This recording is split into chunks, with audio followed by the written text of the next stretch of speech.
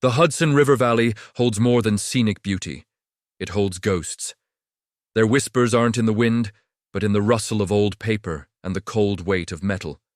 My hunt for one of America's darkest treasures didn't begin in the field, but in the hushed, carpeted rooms of a London auction house. Lot 247 was innocuously listed. Papers of Major Richard Zouch, Ast, quartermaster, British Army, New York, 1779-1783. The main folios were mundane, lists of salt pork, uniform buttons, and cartridges, but tucked within was a slim, calf-bound ledger labeled Special Service Disbursements, Command Eyes Only. The entry for September 20th, 1780, was chilling in its bureaucratic clarity. Disbursed to Courier CM, for conveyance per General Clinton's sealed orders, $20,000 in specie, guineas and moídas. Destination, the Red Mill. Receipt obtained. The sum was infamous, the exact price of Benedict Arnold's treason for surrendering West Point. History recorded the plot's collapse with John André's capture days later. But this ledger held a postscript, scrawled in a different, hurried hand on the following page. CM reports mission, aborted upon news of A's capture. Cargo secured at Split Rock per Masonic instruction. Key with the family. The story was always that the gold vanished. This note said it was hidden. CM was the courier. Split Rock, a landmark. Masonic instruction, the method. The 20,000, Arnold's blood money, had been buried in the panic of André's arrest. The hunt for the $50 million blood gold, the literal price of America's most infamous betrayal, had begun. Clue 1. The courier and the silver watch. My first task was identifying CM, cross-referencing loyalist compensation claims and British muster rolls from the New York garrison pointed to one man, Caleb Middleton, listed as an express rider and trusted courier for headquarters. His descendants, still living in upstate New York, were wary but cooperative. Their only heirloom from him was a large, plain silver pocket watch, its hands forever frozen. The watch was the key, but not in the way I first thought. Its secret was mechanical genius. Applying precise pressure to the winding crown, not to wind it, but to depress it like a hidden button, released an almost imperceptible catch. The entire rear face of the watch slid away. In the cavity behind, preserved on a sliver of oiled vellum, was a minute hand-drawn map. It depicted a stretch of the Hudson near Teller's Point, with a distinctive, jagged cleft in the cliffs labeled Split Rock. A dotted line led from the shore to an X, annotated 18 fettered depth from the plinth stone. Bear true north. Below the map were three symbols, a square, a compass, and the letter G. The Masonic imagery was a thunderclap. Both Benedict Arnold and John André were known, proud Freemasons. In their world, the square and compasses were sacred emblems of morality, truth, and brotherhood. They had used the language of their fraternal order to hide the fruit of a plot that violated its every oath. This was a failsafe, designed by initiates for initiates. Clue 2. The Mason's geometric measure. At Split Rock, the landmark was unmistakable, a 50-foot cliff face sheared as if by a giant's axe. The plinth stone from the map was there, a large, flat limestone slab at the water's edge, smoothed by centuries of tides. It was a natural surveying point. The square and compasses on the map weren't just symbols, they were instructions. The square meant we needed to establish a perfect right angle from the plinth. Using a period-correct surveyor's compass, we corrected for 1780's magnetic declination and took a bearing of true north. 18 Efton depth was the next puzzle. This wasn't the standard English foot. In Freemasonry, based on ancient Egyptian and biblical measures, a geometric foot is roughly 13.2 modern inches. 18 geometric feet equaled just under 20 modern feet. This was a measurement from a secret society for a secret cache. We measured 20 modern feet along the north bearing. It led us directly to a sheer wall of granite and dense scree at the cliff's base.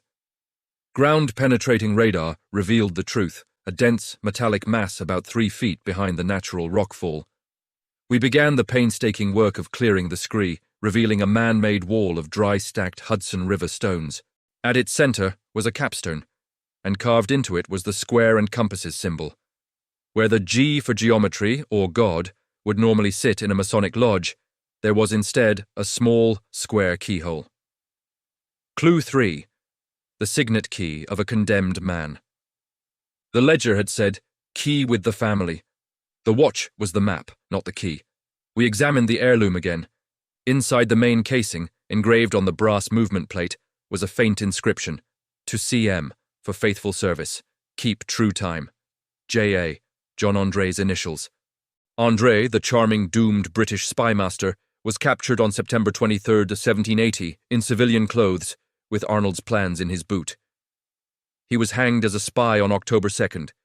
His personal effects, meticulously recorded by American forces, included a gold signet ring, crest of a demi-lion. A signet ring is square-shaped. That was the physical key. The ring was held by the Massachusetts Historical Society.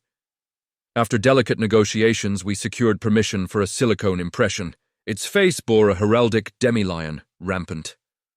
We cast a precise replica in brass.